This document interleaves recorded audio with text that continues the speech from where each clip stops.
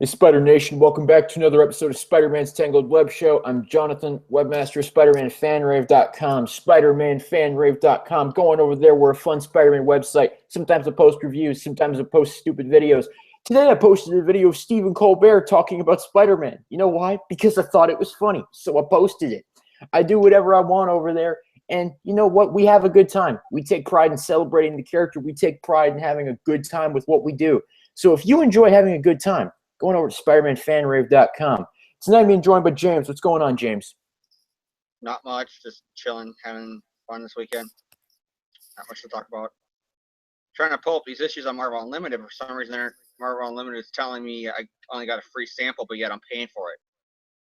The fuck?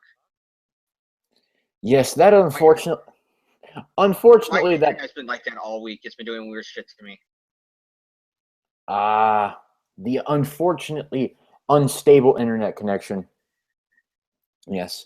What have I been up to this week? Well, college started again for me this week, so that was fun. I had a very, very funny moment in my college class this week. Basically, it involved, because this is a music theory class that I'm going to be talking about, we sometimes look up weird songs on our iPhones sometimes when we're sitting around.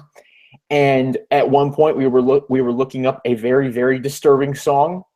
But at that moment, our teacher happened to walk by us, and we were not able to hit the pause button in time. And the reaction was pretty priceless. I will just say that right now. That was a good moment from this week. Another good moment from this week, not getting hit by the snowstorm that is evidently going to destroy the Northeast and the East Coast. Yeah, if anyone out there right now is being affected by that, our thoughts go out to you, because that does not look like a fun situation to be in. And this is coming from someone who, has lived with snow all of his life because he lives in Northeast Ohio. So, you know what? You brave people out there. Yes, good luck with the snowstorm. I hope it doesn't negatively impact your lives too much. Other than that, it's just been a pretty laid back day around here. Laundry, had to go to the bank, do the normal boring stuff that normal everyday people do. Oh my gosh, my life's so boring. But speaking of people whose lives aren't boring, let's talk about this guy right here on the cover, Spider-Man. Yes, because this is a Spider-Man podcast, we're going to talk about a guy who swings around the city in red and blue tights. We don't really have much news to talk about this week. Evidently, the internet was fooled by a Photoshop picture of Tom Holland's head on a Spider-Man suit, which, to be honest, anyone with eyes could have seen that was fake. I don't even know how anyone was fooled by that. So, yes, in our grand tradition of insulting the fandom on the internet, great job, guys. Great job. Yes, that was the most obviously fake photo I think I've probably ever seen. So that was fun. But other than that, there's really been no news to talk about this week. So what we will be discussing in depth tonight, we're going to talk about Amazing Spider-Man number 600, and as well as the follow-up in Amazing Spider-Man number 601. The only stories that will be covered tonight will be the main parts of the issues. We're not going to talk about any of the backups, mainly because we're just not interested in them for the purposes of this discussion. This is going to be a relatively focused look at where this story takes us, not only in terms of the rest of Brand New Day, but just in these issues in general. And so, giving a little bit of background as to where the Spider-Man comics are at this point in Brand New Day. This is coming right after the American Sun event. This is literally the issue where May Parker and J. Jameson Sr. get married. This is the end of their long engagement. This is after the issue where Peter infamously walks in on them doing it in the middle of an issue of Amazing Spider-Man, because evidently that was necessary to put in a comic book that is supposed to be read by little kids. Yay!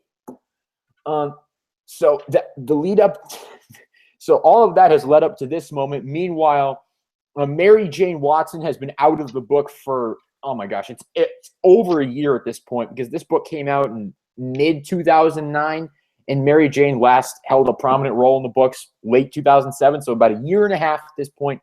Mary Jane has been out of the comic, and this is where she finally makes her triumphant return Triumphant. to the Amazing Spider-Man title.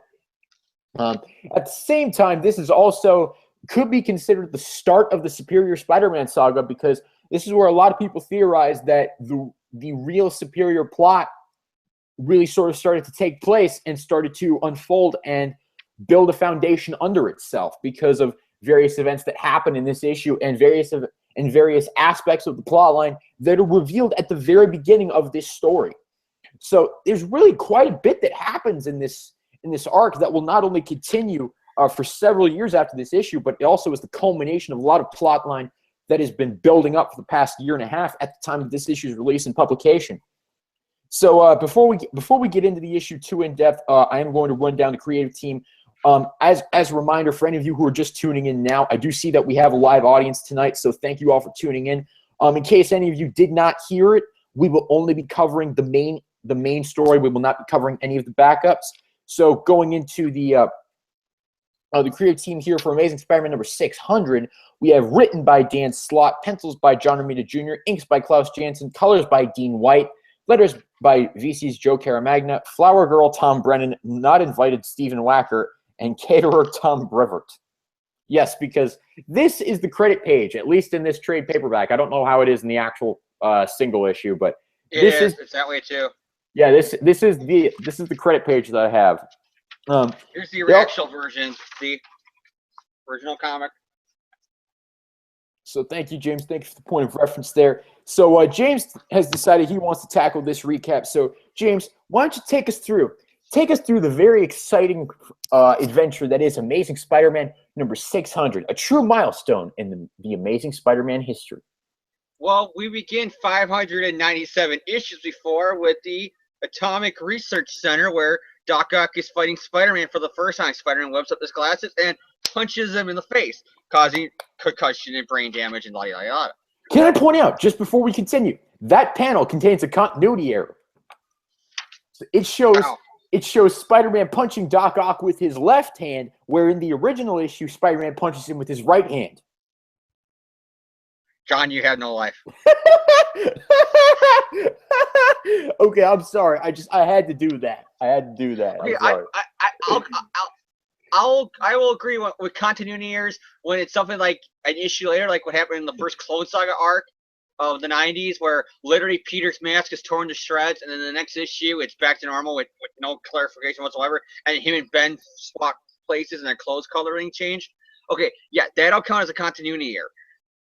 597 or whatever the number is, issues later, somebody didn't know that it was a left and right hand that punched Doc Ock. You had no life, my friend. God damn it, James. This is a very integral plot point. This is very important to Spider history. Well, anyways, let's go back to Will Smith's concussion movie as we see Doc Ock continue getting punched by different superheroes and villains over the years. That includes Ultron, Hammerhead, Daredevil, Sandman, just all beating the crap out of him, turning his brain to mush, and then the doctor basically said, "Yep, you're gonna die. Yep, and that might be part of the reason too why you're insane, because you're similar to what happened to professional wrestler Chris Benoit. You know, you snapped and went crazy and killed people because your brain is really messed up." And then Doc Ock was like, "No, my greatest thing, I'm Doc Ock." Blah, blah, blah. That's what it feels like. No, how dare you say that? And I guess he kills the doctor. Is that what we're supposed to go by? Because all we got then is like the silhouette of his tentacles coming after her. I wouldn't be surprised. Ock is kind of a psychopath, anyways. Well, then we go to a bar with no name, where Daredevil and Spider-Man are beating the shit out of supervillains, that like you do, because as everybody knows, that's what you do. You just fight the shit out of supervillains, even though they're just at a bar. They are literally just at the context in the story is they're at a bar drinking. And Daredevil and Spider-Man just show up like, "We're beating the shit out of you boys." And you know what? The owner of that bar was not very happy because we have a strict no fighting rule in here. Because, that makes sense with the bar that is full of supervillains. And then we had the villain from the last year's annual issue, Blindside, trying to blind Daredevil, which of course just Peter the best quip of all time when he touches Daredevil to make him go blind. And he goes, "Man, you picked the wrong hero to do that to." Literally, that's like, I'm gonna go kill Wolverine. How? By sharpening his claws. Literally, that's exactly what this guy did. I'm gonna kill Spider-Man by giving him more web cartridges. It's just like, hey, what's the best attack I could use against Daredevil? I'm going to make him blind. And it's just like, boom. I mean, and this is the Marvel Universe where pretty much Matt Murdock's secret identity is one of the worst kept secrets in comics history. And this villain whose name is Blind Spot doesn't realize that Daredevil is a blind man. I repeat, the worst kept secret in all the comics is Matt Murdock's secret identity. You think a superhero who can kick a lot of ass being a blind man would be the most hardest secret identity, but no, it's the most easiest one to find out because it seems to happen every issue to Matt. This is what he means when he says he sees the world on fire, because you know what? All he sees is his internal rage. No, all he sees is a world full of dumbasses that he wants to just light on fire. Oh my god. So anyways, all the villains and the cops spread away, and then Peter's talking to Daredevil. He's like, you know what? You know, this whole last year or so where I've been saying, you know, oh, me unmasking in front of everybody was such a bad idea, and I even did a deal with Satan/Psychic Mind Block to make everybody forget. Yep. Well, I'm changing my mind now.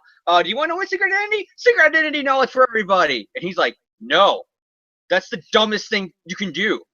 Why go through all the fucking trouble of erasing your memory again to just be giving it away so easily to people? Because Bendis wanted it. Oh, well, that explains everything. I had a run too where Bendis wrote my title. I get you, Spider-Man. Bye. That's literally what it comes down to. Because for people that don't know the context, Bendis wanted the Avengers once again to know Peter Parker's secret identity because he didn't get coming off a Secret Invasion why they should trust him if he doesn't reveal his secret, which does make sense. Coming off a Secret Invasion, you think you would want to be sure you can trust everybody on your team, coming off of Civil War and Secret Invasion. So he wanted that to happen. And the Amazing writers were already wanting to do that with the FF because Dan Slott is such a big fan of the FF and Peter and having to be kind of like the fifth member of the team, the unofficial fifth member of the Fantastic Four, that he wanted to do it too. So Marvel pretty much said, okay, you'll both do it. And then Bendis completely ignored all the psychic mind block shit. And he completely ignored the stuff that was going to the point that the Amazing Spider-Man books had to come out saying, this story took place weeks before that issue. So that's why there was no psychic mind block mention or some bullshit like that. Literally, Bendis ignores it. It's hilarious. Like everybody should have immediately go, hey, Peter, we remember you. They're like, who's Peter Parker? Photographer is Spider-Man? I thought all memories rush back to people. But it's Bendis, so who gives a fuck? So it's our Bendis continuity. Go fuck yourself. But anyways, we're not reviewing that issue, we're reviewing this issue. But yeah, basically that was like, dude, like I said, worst kept secret in all the comics is my secret identity. Trust me, don't. Even my heightened senses can't detect your identity. Don't screw with that when you have a good thing going for you. Because Daredevil he didn't know the name, but he found out who Spider-Man was the first time they met in issue 17, remember? He doesn't even know. He goes, from what I can tell from my senses, he's a teenage boy or something like that. Yeah, because... Oh. He's like, from my senses, I can tell that he is, by the way he talks or whatever, but his size and the way he talks, he sounds no more than 17 or 18 years old and he's male or something like that. Unfortunately, Daredevil's heightened senses couldn't figure out the fact that issue's plot was completely and utterly stupid. Even Daredevil literally is like, we're going to the circus. Foggy and Karen are like, hey, let's go to a circus. I know, let's invite our blind fan who can't enjoy it. I don't go to the movies that much. I like records, though. Literally, just think about it. Just think of 60s Silver Age Matt, Foggy, and Karen and the love triangle shit. And imagine them if they watched an episode of that show. They would be like, what the fuck is wrong with us? And vice versa.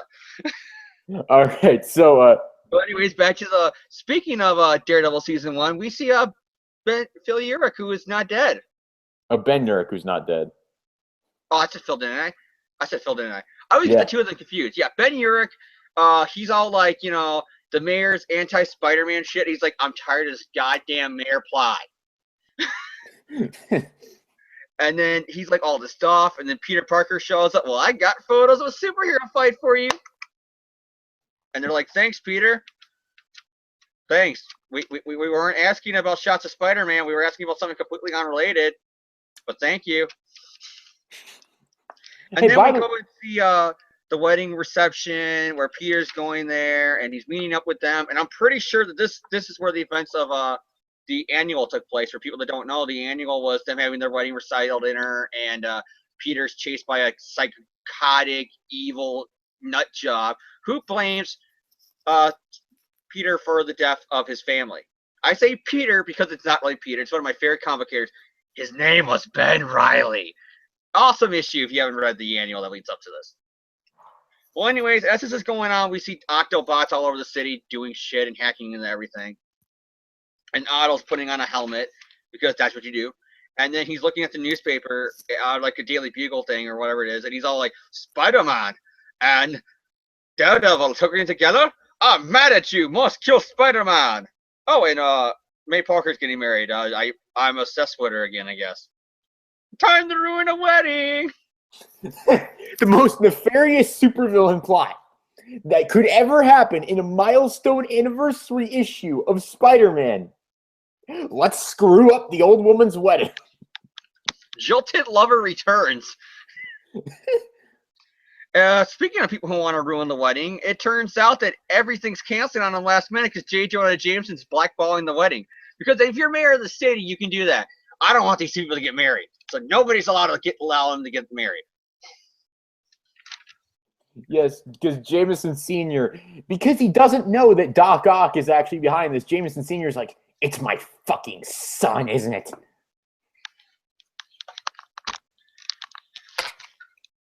Yeah, so they're all mad because, as we know, mayor of New York City in the fucking Marvel Universe, he has nothing else to worry about than ruining your wedding. Let's see. Let's go down my to-do list for today. Make sure all the supervillains are still in prison. Clean up the city after the last superhuman fight. Oh, man. Trash Spider-Man. Don't forget Trash Spider-Man. It's got to be on Jonah's list. Yeah, actually, that's number one. Okay, move everything down. Man, he's got a full schedule for the day. Yeah, and as this is going on, we notice a lot of Octobot shit's going on. Peter's trying to find a date to the wedding, and he's going to ask Carly, la la la la la, blah, blah, blah. He gets attacked then, and it's awesome because it's actually pretty cool artwork by him. As all this shit's going on, we just see then Doc Ock, who's projecting the classic Doc Ock look to everybody, which is actually kind of cool that he wants people. Well, this is going on. He wants them to remember him for how he was, not the cocoon webbed up small little thing he is. Which actually is kind of badass if you ask me. I do really enjoy that. Peter didn't notice this and he's like, oh shit, Otto again, really? 600 issues, 50 years, and we're still at it. And we're never gonna stop because you're currently one of the big focal points in like the C storyline going on right now in my 4th volume. Fuck. Which is literally like just, it's been mentioned twice and no progression has been made really at all. Yeah. And as this is going on, pretty much Doc Ock plan is to control New York City and people are gonna love him for that. But his blind hatred for Aunt May's wedding and Spider-Man are making him go from, I'm going to protect this city, burn it all to hell to kill Spider-Man. Yes, and because it's happening, a window washer is falling off a building. Spider-Man comes in and saves him, and Spider-Man has the best quote of the issue. He tackles a meme from a Family Guy episode, where after saving the guy, he reminds him, and all of New York, everyone gets one. But don't worry if you're worried about it because Spider-Man just saved you that one time, because here comes the rest of the Avengers. What Avenger team? The real ones. But I thought Norman's calling his the real ones. No, the real ones, the good guy ones. But I thought Hank Pym's calling his team the real one. Literally, that's an exact quote from the issue. Yeah, it's just like I thought they were the real Avengers. No, we're the real Avengers. Okay, what about the other guy? We're the real Avengers, kid. But here's the weird thing: if you read this issue, you wouldn't even know that he's a member of the team. Yeah, it's like oh, here comes the Avengers to save me. They're the Cavalry. Yeah, we're the Avengers, but there's another team called the Avengers. No, we're the real ones, but there's another team called the Real Avengers. It's like playing off like he's not even. It's almost like they're writing him as he's not a member of the Avengers here. It's weird. But then this is the first time they really dealt with the Avengers in the Spider-Man books since Straczynski's run, and it's played off almost like he's not even a member. Besides for a few lines by Wolverine in this issue, you have no idea he's a member of this team. Yeah, pretty much. He does call them Spider-Man. He doesn't call them like the Spider-Man Auxiliary Team though. Yeah, it's right here, Spider-Man's Auxiliary Team. So I guess you could say, oh, he says it's my team, the Spider Auxiliary Team, and they go, no, we're not. We're the Avengers. So I guess there he says I am a part of this team, but he still doesn't ever say once I'm an Avenger. But yeah, pretty much his Avenger team shows up. It's the new Avenger team from the Dark Reign era. You got Spider-Woman, the real one. Bucky, Cap. So spoilers for Civil War probably for some people. Bucky's Captain America here. Luke Cage, spoiler for the Netflix series. Wolverine, spoiler for the next X-Men movie. And Rowan, who's Clint Barton. So possibly maybe spoilers one day, possibly for an Avengers movie, perhaps. Spoiler, possibly. And Spider-Man, spoiler for Civil War. Had to get one of those wrong continuity jokes in just for John because it's the 600th issue. Anyways, yeah, Spider-Man swinging around. They're like, dude, and Doc Ock. And Wolverine's like, dude, Bub, they want to kill you. Get the fuck out of the city before he destroys the city. But do you want me to stab you? No, get the fuck out of the city. That's literally almost word for word what they're saying here. He doesn't say stab. He's like, do you want me to shove these claws up your anus? And the sad thing is, I'm not bullshitting you. That's his exact quote. Yeah, pretty much. As James takes a sip of water. Pepsi. God, you're not on your game tonight, John. Pepsi? What the fuck? I'm trying to speed this up because this is a long issue and I've been rambling on about this. But it's because there's a lot of cool shit that happens there. Spidey shows up. He starts calling Carly, because that's what you do. Carly and Nora Winters gets attacked. And all this stuff's going on. Oh, yeah, I forgot to tell you that they're teaming up here because one of them is dating Johnny Storm. That's how they tie in the Fantastic Four here because one of them's dating Johnny. Anyways, yeah, speaking of the Fantastic Four, they show up. Johnny decides to team up with Spider-Man because that's what you do. The girls are there because you need, girls to be saved. And then all of a sudden, here comes Spider-Man, and here comes Doc Ock, who reveals himself as, like I said, the cocoon mummy look. And as that's going on, Johnny and Peter are flaming on. They're fighting Dr. Octopus. Pretty much the normal Spider-Man shit goes down. They're fighting. Then Doctobots. Peter sees the new octopus. They do the classic, he grabs all of Spider-Man's arms and legs, then lifts them up. I mean, that's been done to death, but whatever. It's a classic thing. Him and Doc Ock fight some more. They fight. They fight again. I'm flipping for the pages here, people. Then all of a sudden, Peter's able to obviously unjam the nano spider bots and bring back the city back to normal. And then he makes a radio joke about welcome back to FNSM, your friendly neighborhood Spider-Man. And his Avenger team, where you read his Avenger title, they kind of look at him as the idiot of the team. So they had them actually have this moment of, holy crap, he actually did it. He saved the world. It's kind of like, no fucking shit. It's Amazing Spider-Man. It's kind of supposed to happen, given that this is a Spider-Man book. It's Luke. It's either Luke or Wolverine. I'm not actually reading the panel here because I went past it, but I think it's Luke both or Wolverine. Of them. They're like sweet Christmas. Oh yeah, it is Luke because he's the sweet Christmas. That should be my clue. It's like sweet Christmas. He did it. The goof actually, he's the goof or the kid or something actually did it. It's like, this is Amazing Spider-Man. How do you not? It's his own. Whatever. I'm gonna assume it. And all of a sudden, he's done it before. Yeah, the Fantastic Four are also having that moment too of, oh my God, it was Peter. That's Peter's voice. Somehow he did it.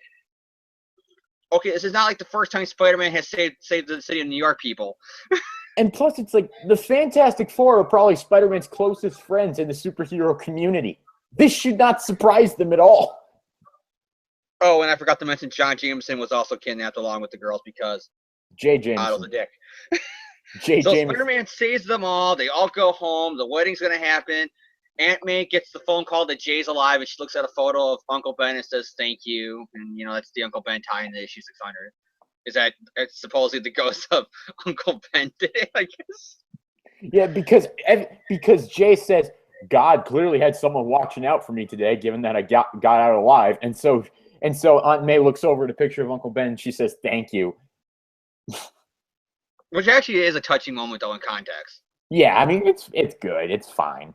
Because the one thing they have always done with May, whenever she got a boyfriend, where it was Nathan Lipinski, Doc Ock, Skrull Jarvis, they never had it being like, we're going to ignore Uncle Ben. Like Ben was still like a big focal point in it. Like almost every time she got a new boyfriend, there was an issue where it was like, what would Ben think? So here's kind of a nice moment, though, where she looks over and it's kind of like Ben.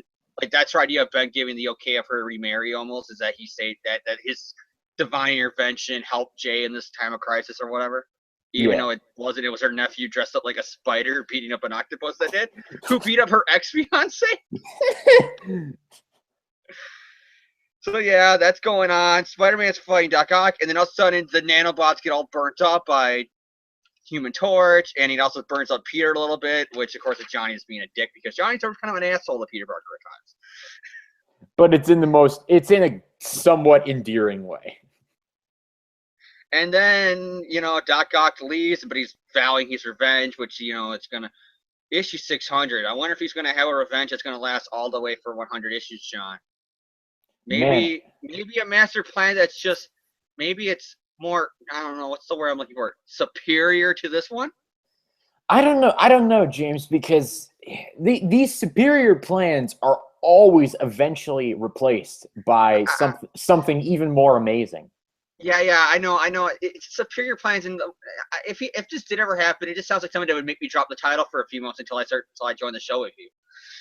Yeah, and then a few months into it, we'd say, "Man, that thing over there, that's some pretty amazing stuff. Let's get a new #1 of that."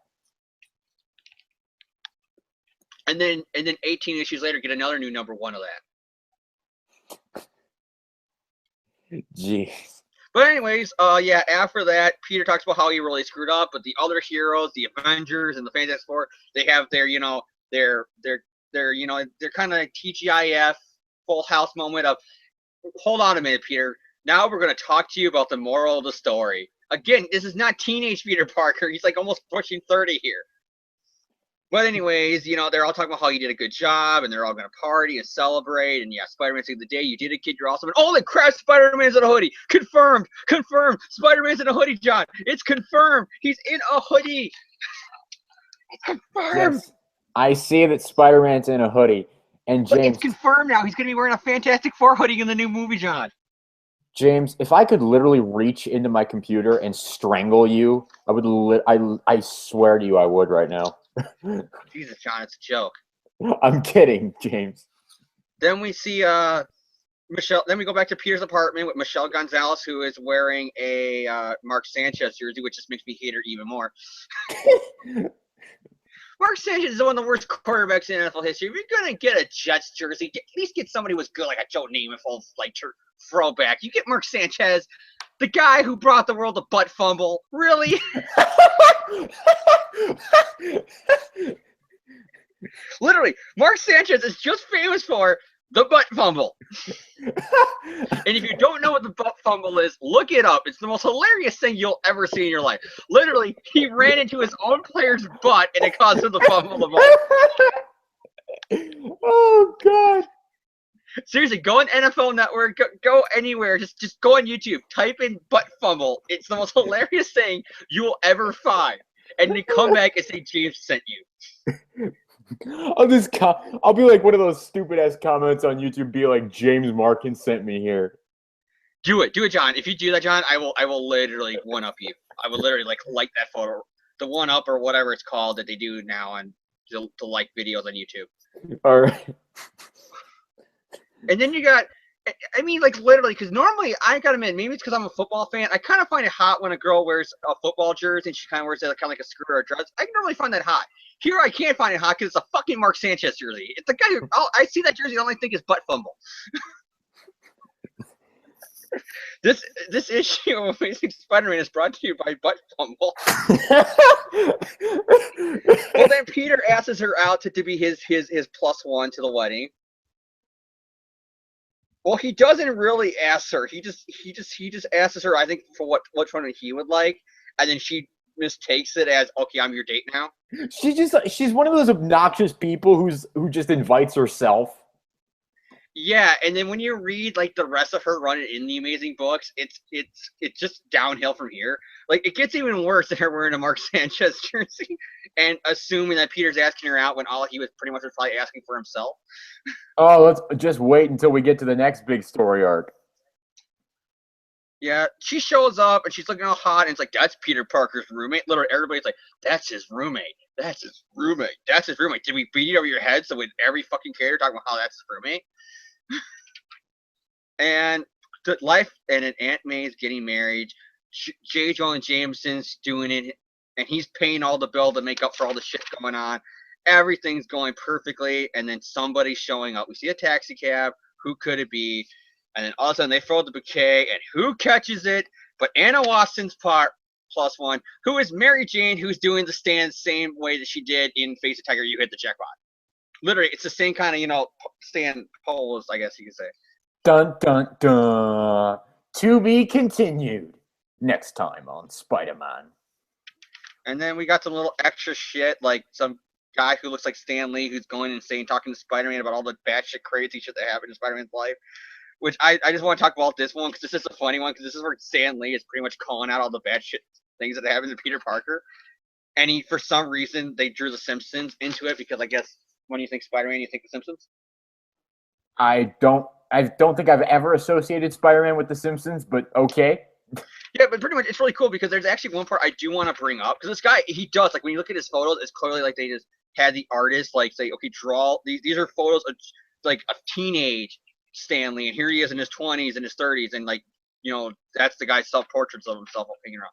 And then Spider-Man's walking around, he's like, yeah, I dated a blonde chick and she died, and I got 6 arms, and then I got an alien black costume that turned into Venom, and then I got Hulk powers for an issue, and then I got clones, and then this happened, and this happened, and then that happened, and then Spider-Ham, and he talked about all the Green Goblin's dead, but then came back alive, and then he brings up Mary Jane, and then here's the best thing, where he brings up all the different continuities, where he goes, Mary Jane, we were best friends, then we were lovers, then we were married, then we weren't, then we were married again, then it got retconned, then she was pregnant, but then she was retconned not being pregnant, and then that's where it ends, where the guy runs away. He literally, once he gets to one more day, the guy like freaks out and runs away, and then he needs to go and see a psychologist. But like I do like how they did it even too, where Peter has all these photos of Mary Jane, and it's Face the Tiger hit the jackpot. It's them hanging out at the Coffee Bean. It's the wedding day. It's them pregnant during the 90s, and then the final shot is them walking away in the dark room for one more day. All right, James. So, excuse me. What do you think? I just wanted to bring up that one back up because that one is like literally the most hilarious thing ever. Is how it's Spider-Man telling the psychiatrist the story of his life, and it causes that guy to go nuts. All right, James. I will go first with my thoughts on Sorry, I had to get water. I will go first with my thoughts on ASM 600 here, since you've been talking for quite a while. I'll give your voice a little bit of a break here. I'm sorry, I didn't want to ramble on about the issue. No, it's okay. I enjoyed it. It was quite funny, actually. I will say that I actually quite like Amazing Spider-Man number 600. I think it's a very fun issue. I don't think it's necessarily the best Centennial issue we've ever had, but I think it's a pretty fun one, and I think it's a really enjoyable Spider-Man story. For starters, things I like. I thought it was a great Doc Ock story. I thought it was really, really good. It felt like a classic Doc Ock story of him just wanting to control stuff. He just wanted to be that megalomaniac who just takes over the world, or in this case, New York City, wants to be that control freak, wants to be the egotist, the narcissist, all that stuff. And I really, really enjoyed Slott's writing with him here and his particular take on that aspect of Doc Ock's personality. I thought that worked really well. A similarity that I noticed was this plot of him taking over all the machines in New York City. is very similar to an episode of the Spectacular Spider-Man cartoon that also came out around the time of this issue, which was their adaptation of the Master Planner arc, where Doc Ock also took control of all the machines in New York City.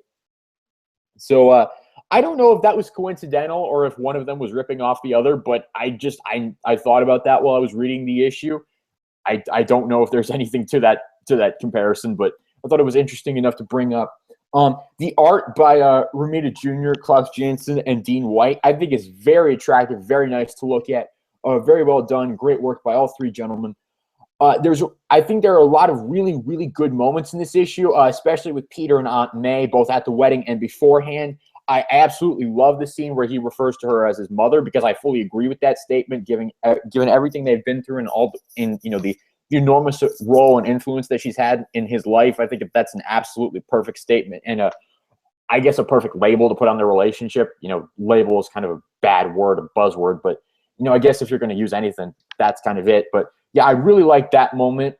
I will say that there is some good team up stuff in this issue. I like the Spider-Man Human Torch team up. They usually get some good laughs in while they team up together. Dan Slott, he has a pretty good handle on their interpersonal dynamic. I think he understands the way they talk and the way they deal with each other. So I respected that part of the issue. There was some good banter between Spider-Man and Doc Ock during their fight. I thought that was pretty good. The introduction of the Doc Ock is dying plot, I thought was relatively well done. I only brought up that slight continuity note because I wanted to parody all of the people who are actually upset about that. So yes, that was meant as a joke. But that was some good. Upset about that? What? We're actually upset about that because when this issue launched, like I said, I got stories about this, but I don't remember anybody calling out the punch being in the wrong hand. I'm sure someone was upset about it. There was also some really good stuff between Spider-Man and JJJ Senior during the rescue mission. So I thought that was really good. I really like the character dynamic between Spider-Man and Jonah Senior. We don't see too much of it. The most prominent other occurrence of their interactions would be oh gosh, what's that story? Unscheduled Stop by I think it's I don't remember who wrote that, but it's got art by Marcos Martin. It's back Amazing Spider-Man 578, 579. I don't remember who wrote it though. I'm sorry, but yeah, that's an occurrence that comes to my mind, and I really like those two working together. I think that Jonah Senior has a bit of respect for Spider-Man, and I think that there's a mutual understanding and admiration for each other that I think is really well done here, and I think Slott wrote that pretty well. I do have a few criticisms of the issue. I didn't really like the Daredevil scene with Peter trying to reveal his identity to Matt. It seemed a bit immature for where Spider-Man really should be in his life at this moment, and it didn't really fit with the characterization for me. And plus, some of the dialogue, and this is also a criticism that I have throughout the issue. Some of the dialogue I felt was a bit clunky, especially during the scene with Spider-Man and the Avengers. It was just like, okay, stop talking. You've reiterated the same point 3 times. Stop talking. I get it. You don't need to spend a paragraph telling me something that you could have told me in 3 words. Okay, just stop it, please. So that was a bit annoying. And also, to be honest with you, I'm going to say it right now. I hate the Nora Winters character. I hate that character so much. I really, really do. She is so annoying. I just every time she popped up on the panel, I'm like, hey Carly, do you have a gun on you? Can you shoot her? It depended on the writer who wrote Nora, because Joe Kelly, the guy who came up, and again, this brings up just the whole thing I want to bring up later on about the brain trust. She was one of his characters, and it seemed like he was the only one who could write her at least competently. Because I hated her in this issue. Like she was probably the worst part of this issue for me. It was really annoying. But yeah, I didn't really enjoy her at all. But the last things I mentioned, the wedding plot. The last things I want to mention, the wedding plot, absolutely fantastic. I really enjoyed it. I actually thought it was kind of funny that Doc Ock, he's trying to do all these things, but in the background here, he's just screwing up some old woman's wedding. I really thought that was. I was entertained by that. I thought it was funny.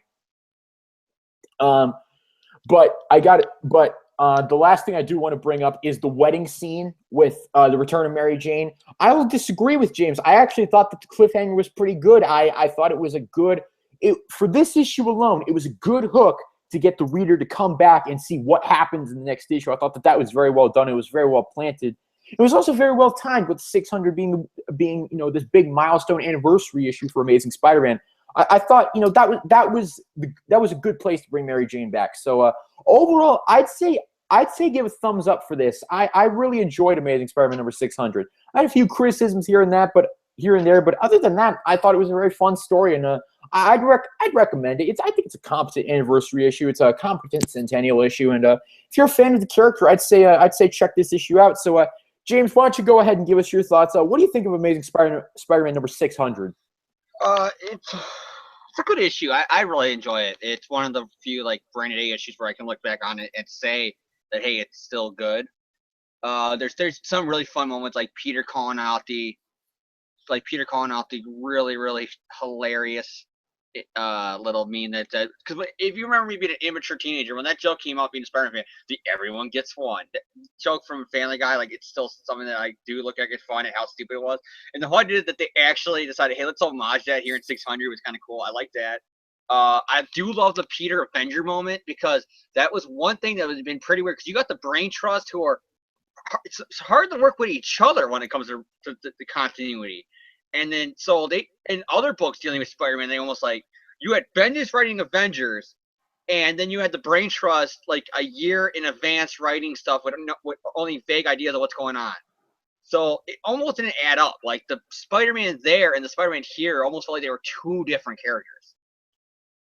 So to actually have him appear here with the Avengers is kind of cool because it was kind of like that reassurance of he is a member of that team. Here they are actually interacting in Amazing. It's not him doing a solo venture and saying, I'm all alone, why me? And it's like, dude, call your Avenger buddies. You have actual friends now. Stop saying that nobody understands you when the rest of your Avenger team is also being chased by Norman Osborn. Stop saying that no one understands you when you have Avengers here who love you, except Wolverine, who hates you. Actually, Wolverine doesn't hate him. Sure, he stabbed him once, but they don't hate him. He doesn't hate him. I was just kidding.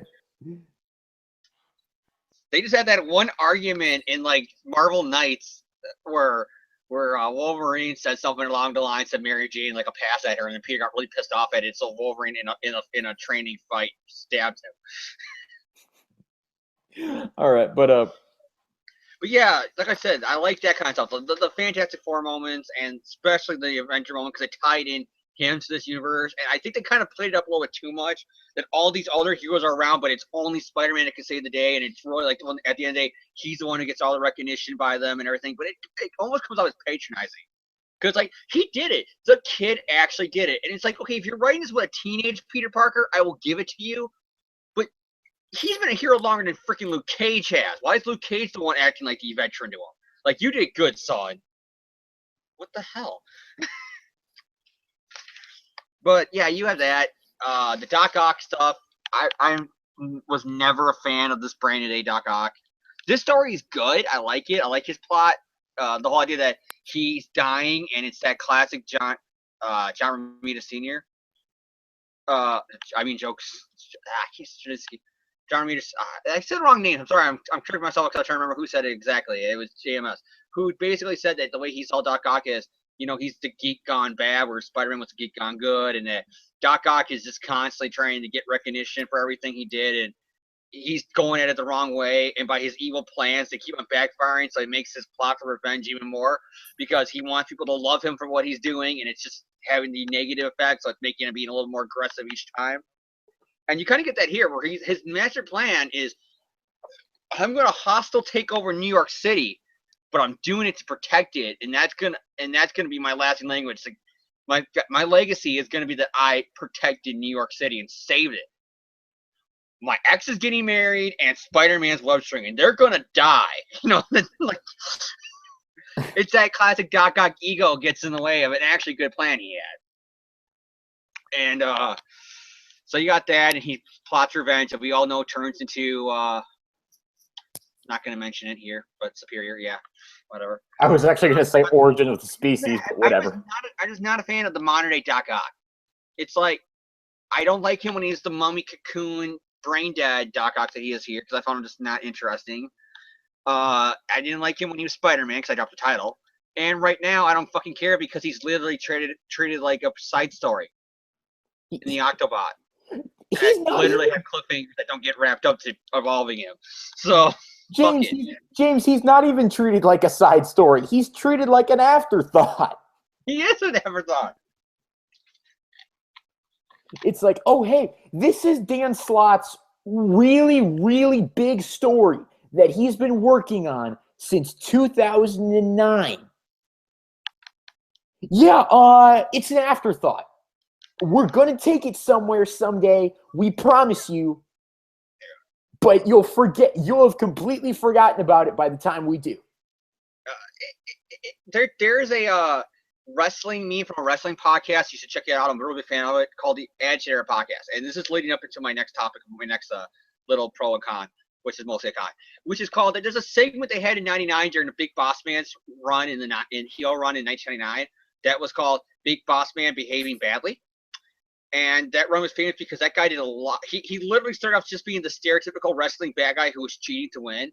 And then the shit he did as the year went on literally became like what the fuck moments where he was, I kid you not, he kidnapped the guy's dog, killed the dog, cooked the dog, and then fed it to the guy.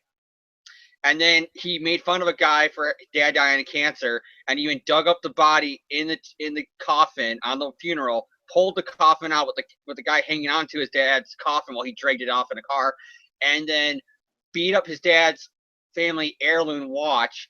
And then, a few weeks before that, he convinced the guy that his dad was dead a week earlier before that by having a fake cop come in and say, your daddy's dead, and then aired live on TV him and the fake cop laughing at the fact that my daddy's dead, his daddy's dead.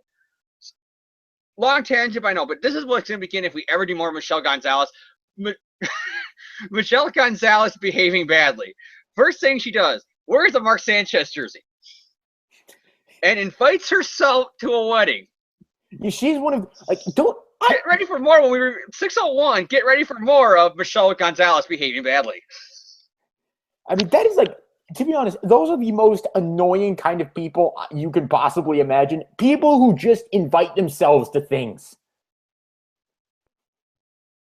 I mean, granted, Peter might have just asked her anyways, but it's like that same moment that every guy has where you meet a girl and then you think at first she's really hot and cute and you're attracted to her, and then something happens that you realize, you actually get to have a conversation with her, and then you realize, oh yeah, this is not somebody I want to be with, and I'm kind of stuck with it for the night now. That's what it kind of feels like. Like Peter, so he was probably going to ask her, and then the second she invited herself, and he's like, oh well, that's going to be great. Or it's like, you see her, she looks good from far away, then you go up and talk to her, and she's a total bitch. It's just like, man, that was a buzzkill. And that's Michelle Gonzalez in a nutshell. Yeah, pretty much. Like I said, there's going to be more Michelle Gonzalez behaving badly if we do even more Brandon Day issues as we go on here with this podcast. We apologize if we've alienated any of our female audience with any possible sexist comments. We do apologize. They would agree, though. Man, woman, child, it doesn't matter. Michelle is psycho. No, I'm not arguing that. I'm just saying, I might have just. Her brother is a nutcase guy who framed Spider-Man for murders he did not commit, and he worships Norman Osborn. That's her brother. He worships Norman Osborn like a god, and he somehow ain't the crazy one of his family. Her brother's a piece of shit. I always hated that character. And somehow she's worse. I think it's a line in this issue. It's either in 600 or 601. It's like, yes, guys, I want you to meet my date, Michelle Gonzalez. That's basically it. Yeah, pretty much. Like I said, if we do more issues with Michelle, get ready for some more Michelle Gonzalez behaving badly. Just trust me, this is only the tip of the iceberg, and it's a pretty big fucking iceberg. Ladies and gentlemen, we have not even gotten to the shitstorm of tonight's episode. No, John doesn't drink, but I'm pretty sure if John has to read some of more of those stories in this podcast, he will be becoming an alcoholic by the end of the show. I've already read all of Brand New Day. I know exactly what James is talking about. So anyways, yeah, Michelle Gonzalez here. It kind of starts the whole Michelle's plot, which you can call it one, because it's pretty much she's crazy. She's so crazy. She's so crazy. She's a crazy bitch. Oh, you legitimately hate the character and you want her off the book now. Well, I think we went a little bit too far than what we actually planned for her. So what do we do with her?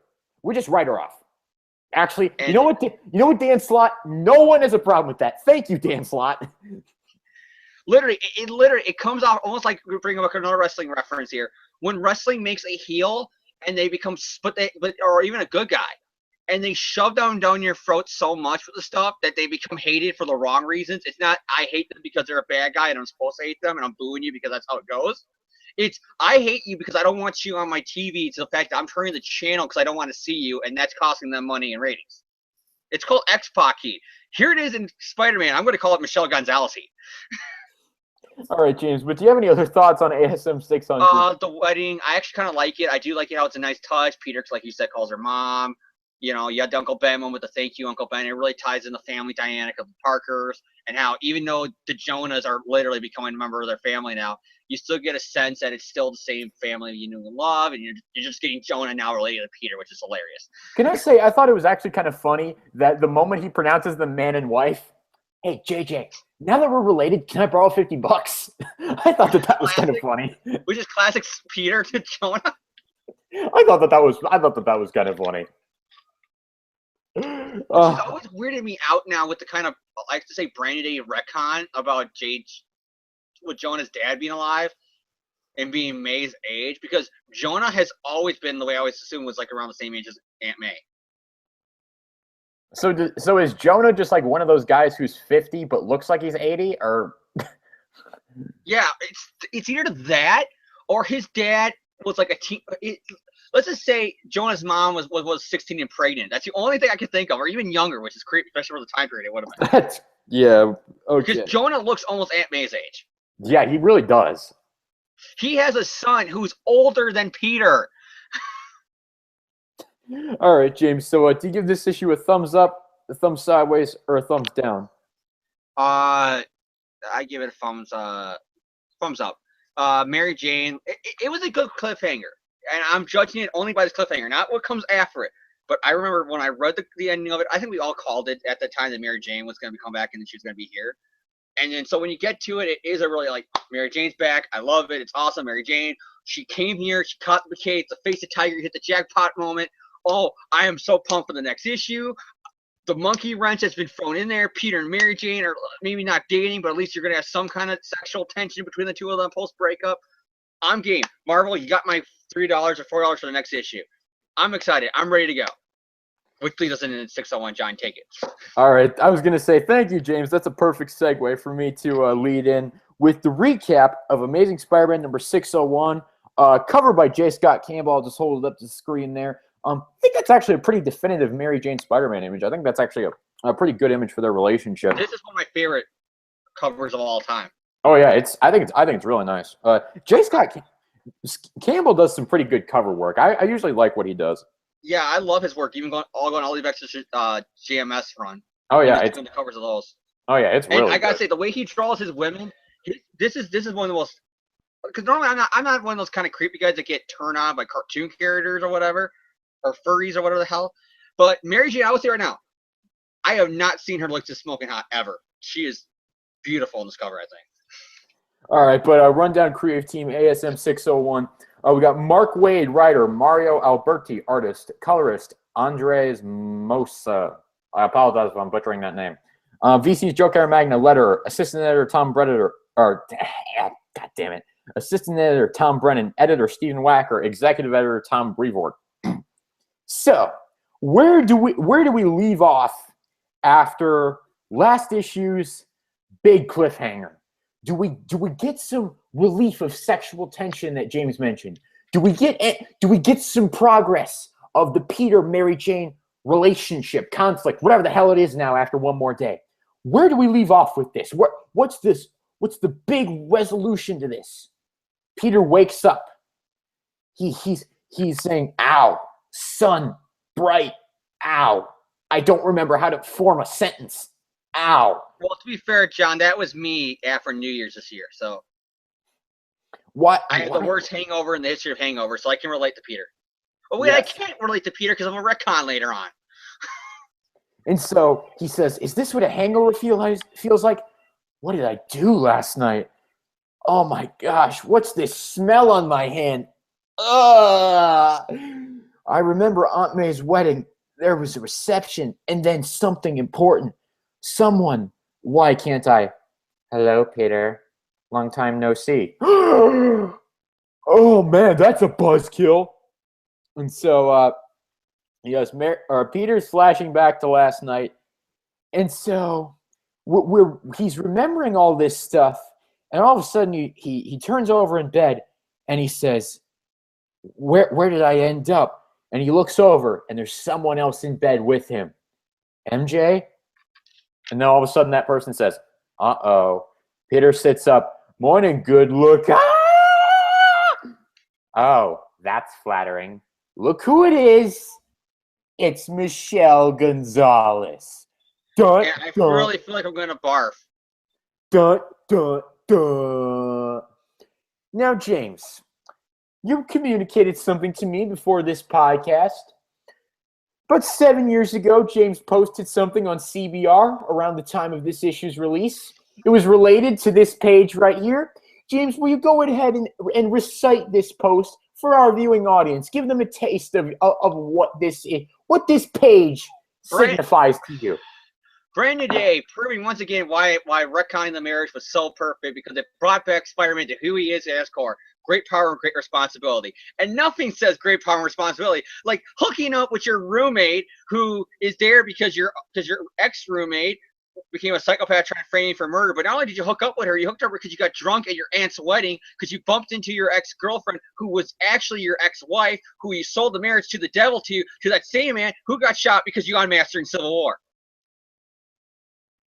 Yes. Thank you, James. So, with all of that in mind, Peter says, Michelle? Oh my God, did we? You don't even remember? No. I knew it was a mistake to let you keep living here after my brother left. Michelle, I'm so sorry. No, I'm sorry. You're the reason there's a waiting period for handguns. And so she slams the door so hard she cracks the drywall, which is insane. Because okay, I'm sorry. No, I'm sorry. Just no. John, to be fair, go to the panel above that and look at Peter's wall behind him. Yeah, okay, I'll give you that. So the only thing I can get is maybe they were trying to hint that she had superpowers too. No, James, I think they dropped it or whatever, because it's weird because there's cracks on the wall too. But and so Peter does actually have a funny line when he says, "Why on earth do they call it getting lucky?" Okay, I did actually think that was kind of funny. So Spider-Man goes the retcon years later, where her and his dialogue here makes no fucking goddamn sense now. Spider-Man's swinging around the city. He's like, "Man, where in the world am I going to live now? On my non-existent salary? Nice going, Parker. Why would MJ make me that crazy? How many other lame brain things did I do for the first time last night? Just because I lived with the ex I lived with and thought I'd married popped up out of nowhere after a year. I was less surprised when Mysterio came back from the dead. And that happened 9 times? And so at that point, he remembers that he and Mary Jane agreed to meet up that night. But he doesn't remember when or where. Yeah, because that's something that would happen in the Spider-Man book. So just at that moment, Spider-Man encounters, just a regular thief, and he manages to stop him. He webs him up to a newsstand, and he, in classic Spider-Man fashion, doesn't really get a lot of appreciation for it. The cops say, "What'd you go do that for? What do we do now? Wait around until all that web goo dissolves? What about my newspapers that you just ruined? You got to buy all those." He's like, "Fuck you, assholes! I don't even have the patience for you." I just saved your asses a day before. Thank you, assholes. Yeah, it's like, you know what? You just shut the hell up. Maybe I should let Ultron drop a city on you people. Oh, sorry, wrong continuity. So Peter hitches a ride on the train out to Forest Hills, and he's like, you know what? Aunt May and Jay left for their honeymoon straight from the reception, so the old Parker homestead is up for grabs. Except May Parker's extended family, the Rileys, are in town, and they decided to take over the Parker house for themselves. And so Peter, he's like, no, I really can't live there. So what's he do? He goes to see Harry Osborn. Maybe he has a place for him. Turns out Harry was forced to move out 2 days ago. Like many, young Mr. Osborn has apparently been a victim of the recent economic downturn. He placed his residence on the market not 2 days ago. To give a little bit of context, this issue came out right in the height of the Great Recession of 2008-2009. And to give more context to the story, this is right when Harry fell off the wagon again with alcohol and drugs because of everything going on between Lily and Norman. Yeah, so this is the point where this is actually a pretty good moment, I think, where Peter is actually worried about Harry, and he says, man, I really need to check in on him. I need to make sure he's doing okay after everything with Norman and American Son. I really need to make sure that he's all right. He goes to the DB offices. I almost said the Daily Bugle, but no, it's not the Daily Bugle anymore. It's the fucking DB, aka TMZ. So he's talking to Betty Brant, and he says, come on, Betty, you won't even know I'm there. Sorry, Pete. I've already had to take in a roommate. Glory Grant? Yeah. So maybe MJ can put you up in her place. You're a stitch, Betty. Apologies. Couldn't resist. So surely you're going to see her now that she's broomed back to Oz. Allegedly. I know we said tonight. Did I mention to you when or where? Afraid not, Tiger. Because I cannot for the life of me remember the details. And just at that moment, Dexter Bennett comes in and announces that the Empire State Building, the 14th floor, is caught on fire. And so Spider-Man rushes over there. He gets the people out in a pretty good sequence. Actually, I think this is pretty well written.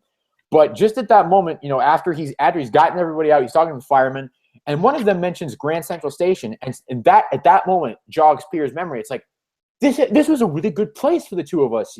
Peter and MJ and I, we always liked Under the Center Clock here, and so he goes there. The place where they were, he was literally just at the Empire State Building. That was their go-to place. Oh, I'm sorry. Yeah, it's like we went to see the Great Frog in concert. Yeah, because we've always remembered you guys going to Grand Central Station. So he goes, he waits there, and he's like, yeah, she doesn't show up for an hour and a half. Oh, well, good night, MJ. Wherever you are, party girl, knowing you're probably having the time of your life. So no, she's not the party girl in real life. So what do we wake up to Mary Jane doing? She's literally slept the entire day away. Because that's what Mary Jane does. Not only that, but Richard fought balloons. So what? Man, really good English there, MJ. Whoa, that can't be right, can it? Did Aunt Anna's favorite niece just sleep for 15 hours straight? Who knew sweet May Parker could throw a bash like that? I was up until 5 because it took until 4 for Peter to finally come over and... Ooh, Pete, tonight, clock, 8. Ouch. Man, can no one form a sentence in this universe? Sorry, Hazel Eyes. I hope you made something out of your night.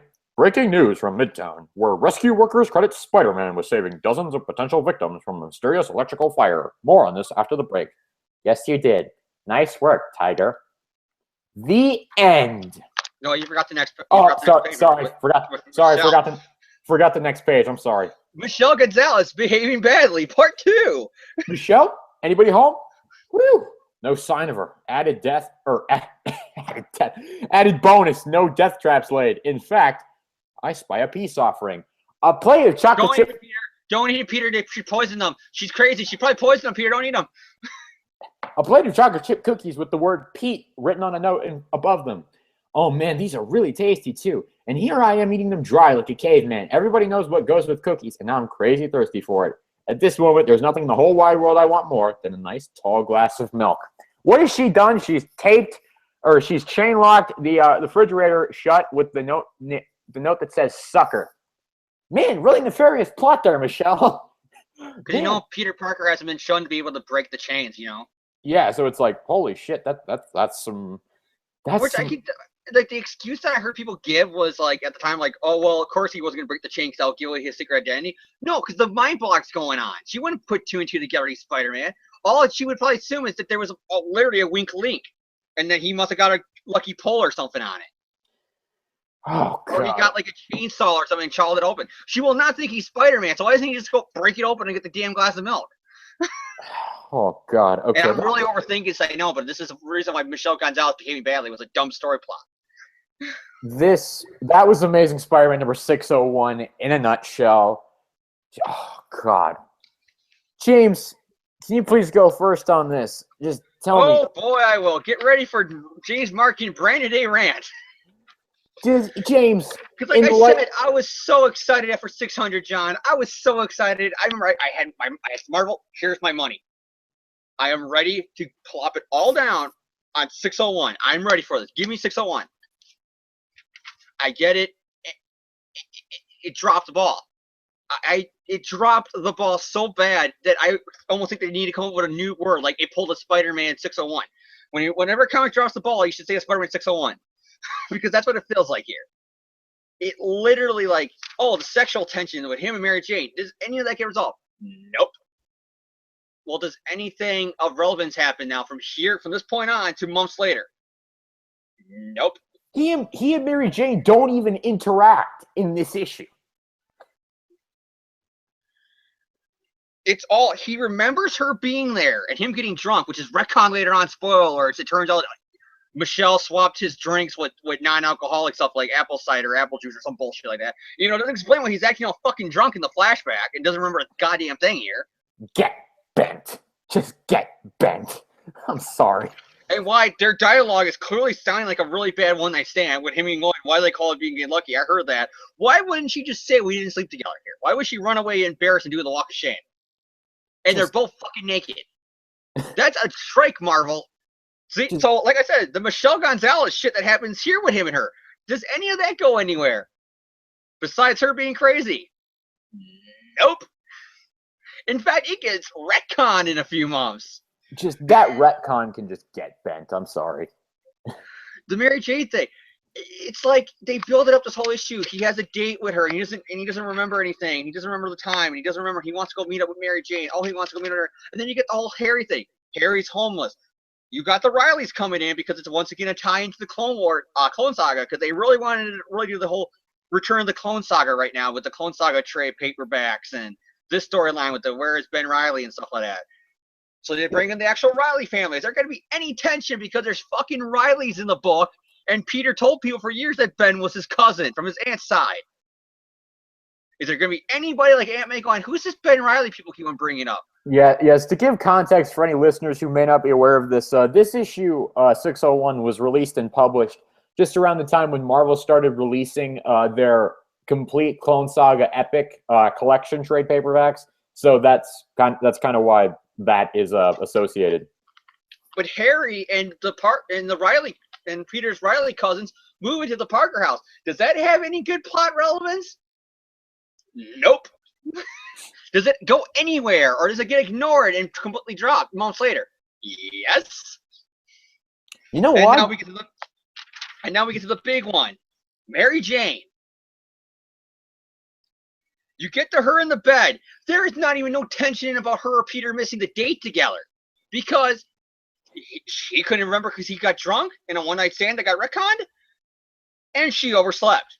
So there's none of them both being mad about being stood up, because it's just laughed off pretty much. Like literally, there is no, like, okay, there's some disappointment from Peter, but Mary Jane, who has been shown to have a heart, just completely like she's like it's what Dan Slott said like almost a year ago.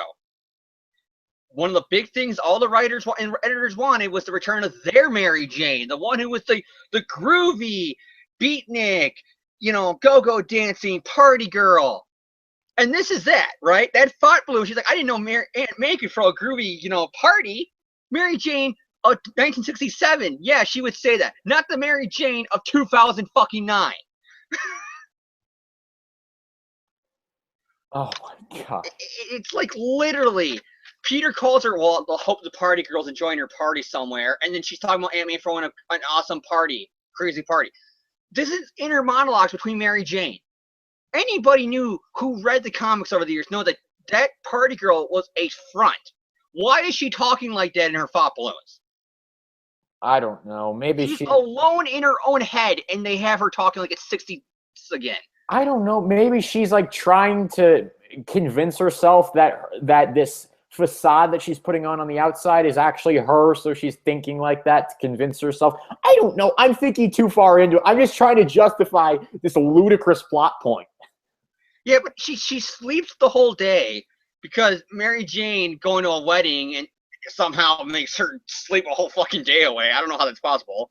I know when I go to a wedding, I get so bored or so tired or whatever that I have to sleep literally 24 hours. Usually if I go to a wedding or something, I'm not sleeping afterwards. I'm sleeping during it.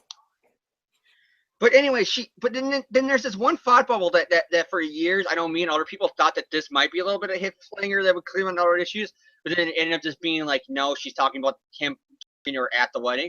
But when she says, all I remember is Peter coming over and, oh yeah, 8 o'clock, which led some people to believe, because Peter was naked in his bed and remembering sleeping with somebody, that it was going to be revealed that he was with Mary Jane that night. And then for whatever reason, Michelle also got naked and fell asleep on the bed after Mary Jane left. Like, that was like the way fans were hoping it would get retconned, but nope. Because she says Peter came over, and then you realize after a few rereadings, and it literally went nowhere. No, she just meant that when she walked over to him and she talked to him first, I guess. So there's literally, like I said, this issue, 600, it's almost like 600 set up a lot of things with editorial, and then they dropped the whole one more day hammer on them and said, nope, you can't go far with Mary Jane. But we've just brought her back in the book. You can't do nothing with her, because if you do something with her, the fans are going to want her and Peter back.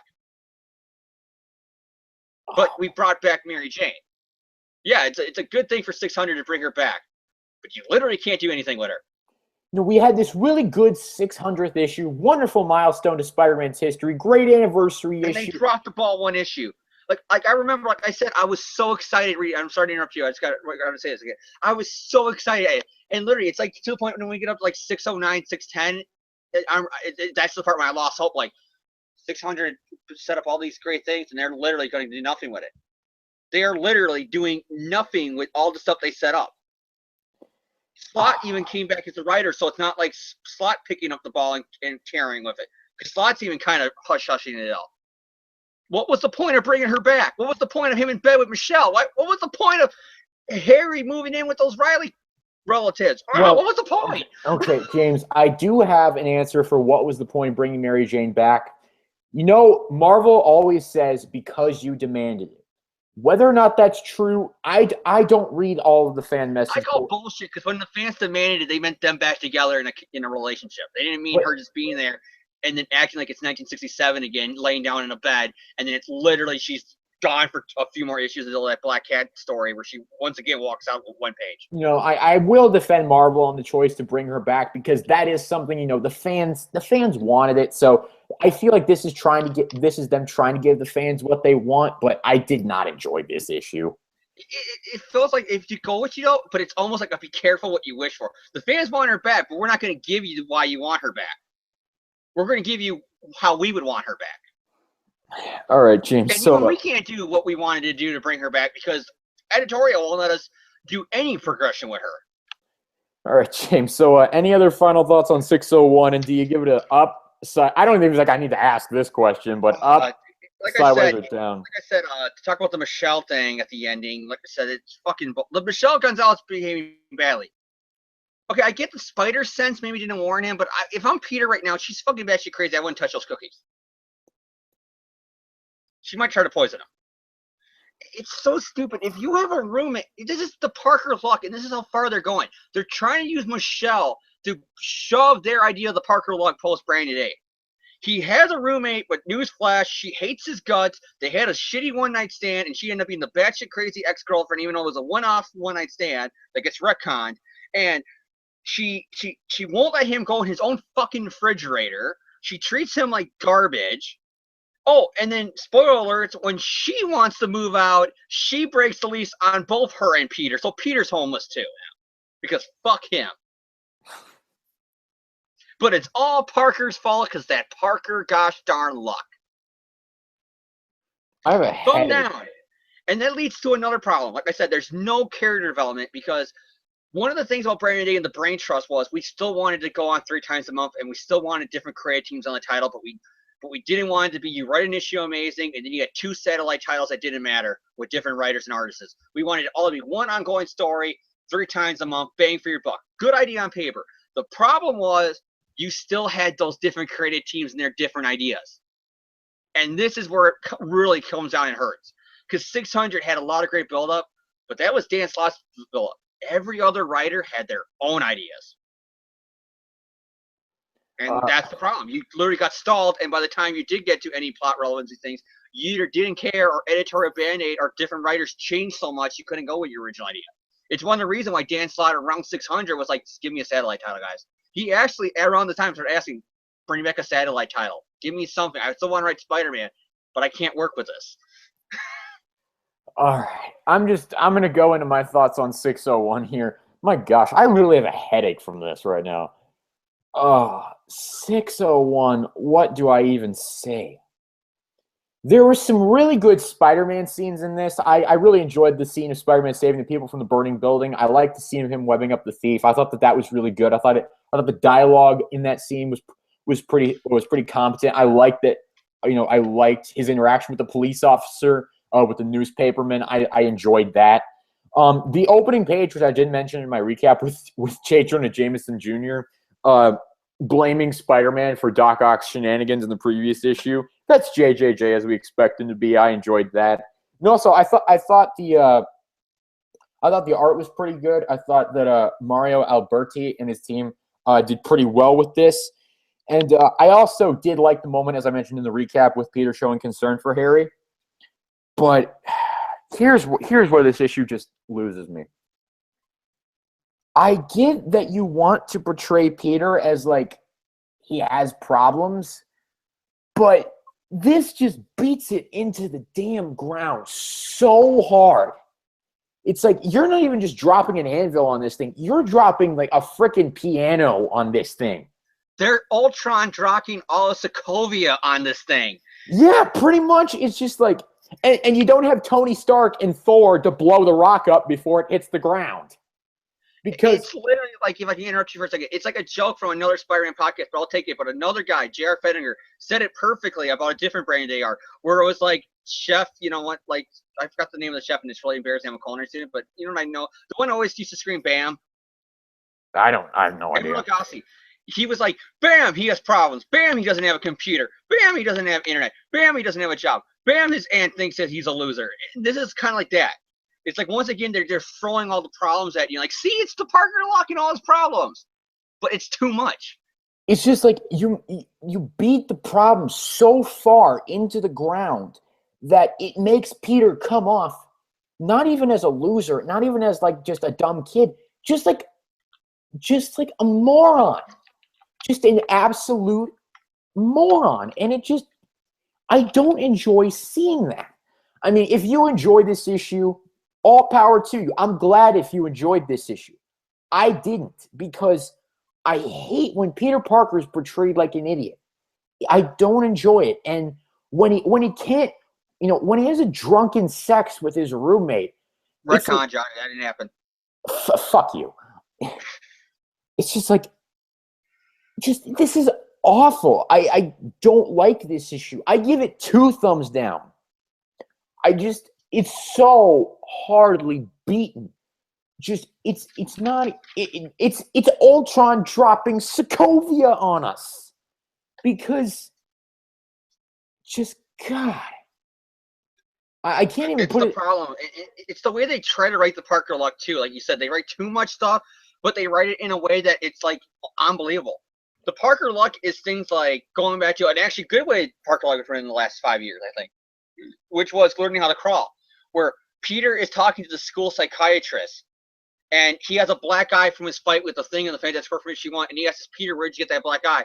And Peter, of course, doesn't want to say because of his secret identity. He doesn't want to say, oh, I got punched by the Thing. He says, oh, I got hit by something. That psychiatrist takes it because Peter is bullied by Flash, that Flash must have punched Peter. Flash gets suspended. Peter finds out that. He tells the truth. No, Flash didn't do that. So not only does the guy think Peter's a liar who was making up stories, even though Peter didn't, but also now Flash wants to hate Peter because he thinks Peter got him suspended for no reason. That's Parker Locke written well, because literally he just said that so that way the guy wouldn't find out his secret identity, and it caused Flash to get suspended. Now Flash hates some more. That's Parker Locke writing well. That's the way it used to be wrote. This is, he doesn't have internet because he's too poor to own a computer. Why can't he just go to a library? Well, because he doesn't have a car. He lives in New York City. But do you think anybody's going to let Peter Parker on a bus? You know he's a loser. Yeah, if you keep on telling me he's a loser, I'm not going to like this character. I mean, it's just like, it's not even that I don't like the character. I don't like how he's being written here. I love the character. I really do. It's just, I don't like how he's being written in this issue. So that was the big con for me. It's like all these good little moments were just ruined by all of this crap. So 2 thumbs down. I mean, if you want my in-depth thoughts on this, 4 thumbs down. You got to include my 2 thumbs. If you want my in-depth thoughts on this, rewind this podcast and go back to what James said. It's just like he summed it up perfectly, if you're asking me. So, God damn it. It's just, I felt bad because I felt like I talked a lot rambling on these 2 issues, but that's just because there's a lot of stuff that's been building up since these issues first came out that I've been wanting to say and let out. Like my own psychiatrist moment. I had to let this stuff out. Because literally, issue 600, I like it. It has all the progression, and then the issue after it completely throws it out the window. Yeah, it's like I really enjoyed number 600. And 601 ruins it. Yes. It took 1 issue for Marvel's brilliant brain trust to ruin anything they got that would have people coming back to the book after one more day. It took them 1 issue to completely ruin that. James, do we have anything else to say before we wrap this review up? Can I talk about the backup issue, because me and you just got done reading Jessica Jones, and I really kind of like this backup issue, so I actually did want to kind of talk to you. I have not read the issue, but if you would, I just want to go over it real quickly because I saw your little message about it. I just want to go over it like really. It's 3 pages, John. It doesn't take really that long. All right, but it's basically Bendis wrote this, and it's artwork by Quesada, and it's basically Bendis finally had to explain himself because like I said, you ran into that problem where it felt like Amazing didn't really gel with the Avenger book and vice versa. And one of the problems, like I said, was the secret identity thing, which nobody actually liked. Hey, Pete, I remember you now. You're Peter Parker. They were like, who's Peter Parker, photographer? But the other thing Bendis threw in there was the only one who knew him was Jessica Jones, because they went to high school together. In that issue of Avengers, she says, we went to high school together. We were in science class together. Here's the problem. 616, Peter Parker and Jessica Jones, up until then, weren't in school together. In fact, the only continuity where they were in high school together was Bendis' own continuity of the Ultimate line, where she was a student at Midtown High. So Bendis wrote the teenage Jessica Jones from his Ultimate Spider-Man book, and this is something his fans were doing, where Peter and his villains, when they were in Avengers, almost felt like they were just their Ultimate counterparts just in the 616. And he did the same thing here with Jessica Jones' backstory. And so you're like, so now Peter's like, oh yeah, I was going to ask you on a date, but then you went to a coma and you became coma girl, and I was more a fan of eating pancakes. He calls it pancakes too. Bendis fucked it up there. It's wheat cakes. But anyways, that's not a big deal. But it's one of the things people called out too on bullshit, is that he said pancakes instead of wheat cakes. But it was a big continuity. What the fuck? Because she wasn't there. So they pretty much did this whole issue, this backup. And because Quesada's doing it, it almost felt like Quesada's like, dude, you need to fix this problem kind of thing. And I'll do the artwork for you. Because you know what? Peter swings into Bucky's, Avenger lair that they were using at the time. Bucky's house was used as their base. Peter swings in. He sees Jessica with the baby. Jessica's like, hi, Pete. Hi, Peter. Hi, Peter. And then he's all like, stop calling me by my name. But we know who you are. He's really paranoid about the secret identity after Civil War, rightfully so. And he's like, you guys can know because you guys know it's me. You can trust me. But don't go around. We don't know if Norman's bugging the phone or not. If you just shut up. Don't say my name. And then she's like, well, let me tell you the story about how Spider-Man is the reason why I became the superhero Jewel and all that stuff. Because during issue 4 with the Sandman, and it's really brilliantly done. They flash back to the Sandman issue, and you see the actual disco panel, and they take a random chick who just happened to have the same color as Jessica Jones from the background, And then they zoom in on her, and then they zoom on her again with Quesada drawing the artwork and saying, that's her. So now she's her first appearance is in retcon the Amazing Spider-Man issue 4. And then she goes on to say, you know, and because of that, when I became the Jewel for a while before Purple Man showed up, it's because I was inspired by you. So thank you. And then she goes, and then he brings up all, because one of the storylines is because Luke found out that she had a crush on Peter in high school. That Luke is kind of like, doesn't like Peter, because it's kind of like, my wife had a crush on you in high school. You know, and Peter was kind of like always, so after a while, it's kind of like his relationship with Luke was kind of like not that good of terms, because this is the guy who his wife had a crush on in high school. And so he goes, Luke hates me now since she told me that. She goes, no, Luke trusts you with his son. He trusts you like nobody. We love you, Peter. You're like family to us. And it does make him feel better after all the shit that happened in this issue. It is kind of cool that another Avenger said, no, we love you. You're family to us. I mean, if anything happens to us, we would want you to be one of the people who would take care of our kid and protect our kid. We trust you with our kid's life. We trust you, Peter, and it kind of makes him feel better, and I do kind of like that backup. Because not only is it Bendis fixing a continuity error, Bendis being Bendis, and he actually had to fix it, but it's also a really good telling story, because they're like, Peter, we love you. You're one of us. You're family to us. You're not just our Avenger teammate. You're family to us. So it is kind of cool. It's kind of like they were just saying, Peter, you are an Avenger. You're not just the guy teaming up with the Avengers every once in a while. You're on the team. You're one of us. You're Avengers for life. All right. My third wrestling reference. All right. So that's going to conclude our reviews of ASM 600 and 601. Oh, God. It's been a long night. But, James, do you have any final words for the listeners before we sign off? I'm sorry, John, for my long rants tonight, but I just had to talk about this issue. It was okay. I actually quite enjoyed it. I feel bad, though. I don't want to be that guy on the podcast that just interrupts everybody and talks for hours. I don't want to pull a Matt. Check out old ATR episodes to get the reference. I didn't want to be that. But this issue, I just can't help it. John would bring up something. It's like, oh yeah, that pissed me off too all those years ago. Oh gosh. Basically, Race 600. Like, let's just say before we end the show, can I say this, John? Yes.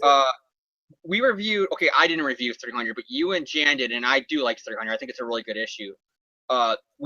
Technically I didn't review, but you guys did. So on the show, we have reviewed 200, 300, and now 600. And didn't we also do 100? Yeah, I think we did. So we tackled 4 Bicentennial issues. Now, where do we rank 600 with the 4 that we did? I put 600 number 2. Yeah, I would too. Like, it would go 300, 600, 200, 100. That's literally my order. So, oh God, it's just, oh God. We went from a high of really enjoying number 600. We thought it was a pretty good story. It's just like, I will go as far. 600 is give and take with the annual that came out that same day with the Ben Reilly. Those two neck and neck, give it on a given day, is either my favorite issue or my second favorite issue of the whole Brand New Day era. And then fucking 601, I would definitely put in as one of the 5. Okay, 601 still had promise, because even though it didn't wrap up anything from the cliffhangers of the issue before, but it also kind of like extended them longer. They still could have fixed the problem, but they didn't. Like, you literally got to point, okay, 601 didn't do anything with it. 602, 603, and it gets to, once you get to the point of the Grim Hunt and the Gauntlet, it's like they're not going to do anything with this, are they? They're already on to the next arc. So that literally was pointless and went nowhere, and you can count 600 as filler. And it's shitty that you got to count a really great centennial issue of Amazing Spider-Man as filler. All right, so any final shout-outs before we sign off? Shout out to John Byrne. Like, I can't think of anybody else to shout out, so I'll do the shout out to John Byrne. John Byrne, I just told John some of your classic retcons you did in Fantastic Four and Amazing Spider-Man over the years. And John and me had a good laugh for the show, so shout out to you for giving us those laughs. All right. My shout outs for the week: Marvel, Stan Lee, Steve Ditko, Dan Slott, John Romita Jr., Mark Wade, Mario Alberti. Thank you for the for the comics we talked about tonight, even if we didn't always like a certain comic very much. What else? Shout out to Jan. God damn it, Jan. Why did you have to get actual people friends and not be able to do this podcast with us as regularly as you used to? I think he got affected by the zombie plague. I think Thomas got a hold of him. God damn it, Zombie Thomas.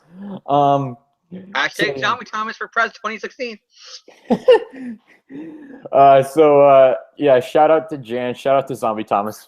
What else? WCW World Championship Wrestling, because my brother got this DVD for $3 and it's a piece of fucking bullshit. WCW documentary has Vince McMahon on the cover, and then the rest of the documentary is all BS, bias, hypocritical, revisionist history where WCW was shit and his company is the only good one. Next. Let's see. Who else do I want to shout out to? Shout out to collectiondrawer.com, because that's where I got my long boxes. I finally got those in this week. So thank you to collectiondrawer.com for my new long boxes. Thank you to shout out to mycomicshop.com, because I ordered a bunch of comics from them this week. So that was fun. Ooh, what did you order? Let's see. I ordered a bunch of spectacular back issues. I ordered some new Avengers stuff. Ooh, what new Avengers? Because I'm really interested in that. What new Avengers ones? I really was a big fan of New Avengers when it came out. I literally ordered the first trade of New Avengers. I've decided I'm going to give that book a shot. So I ordered the first trade of Volume 1 or Volume 1. Yeah, Breakout, I think it's called. Yeah, it's a good choice. A good story. I really like that story. What else? Shout out to Jessica Jones Season 2 for officially getting greenlit. Hell to the yeah. Last week, I, as a joke, told John it was already greenlit, and John literally searched the internet until he found out I was kidding. And then, like, literally a day later, the news breaks that it actually did. Yeah. Oh my gosh. Fuck you, James. Okay. What else? I don't really have anything else to shout out to. Shout out to playing dirty songs on your iPhone and having your teacher walk past and just laughing your ass off afterwards for about 5 minutes. Dude, it's college. Back in the kitchen, we play a lot of music, and some of the songs that we listen to, you won't believe they're playing popular music from the day. Let's just say, with some of the lyrics, because it's college. Who gives a shit? No, I know. It's like I don't. The teacher. We're not even sure if he realized what we were playing, because it was very grotesque and very vulgar right at that moment. And he walked past. He's like, "Gentlemen, good afternoon," just like that. And we're like, "Did he just hear that?" Because so we all died for about 5 minutes straight afterwards. Literally, it was at college this semester that me and everybody in my class finally realized what the lyrics to "Do You Like Pina Coladas" are about. It's about a guy wanting to cheat on his wife, so he writes basically a want ad about finding another woman, and the classifieds would be basically Craigslist nowadays, but back then it was a newspaper. He writes saying, and he finds something for a girl who likes pina coladas getting caught in the rain, and only to find out in the final verses that it was his wife also wanting to cheat on him. So everything's okay because they realize they both like pina coladas getting caught in the rain. Even though you would think in real life they'd both be pissed off because the other one was going to cheat on them. But you get it, it's soulmate. They bumped into each other when they went to go cheat on each other with somebody else. All right. Well, on that note, I think we're going to end the podcast for tonight. So thank you to everyone who tuned in. We had quite a few people tuning in for this episode. Some of them were going in. And if you tune in, if you tune into this episode, your homework is: do you like pina coladas getting caught in the rain? Jesus Christ! All right, I'm just going to turn it off now before we say something else. All right, thank you all for tuning in. We hope to see you next week. Have a good time. If you're on the East Coast, be aware of the snowstorm. Be safe. So thank you very much, guys. We'll see you next week.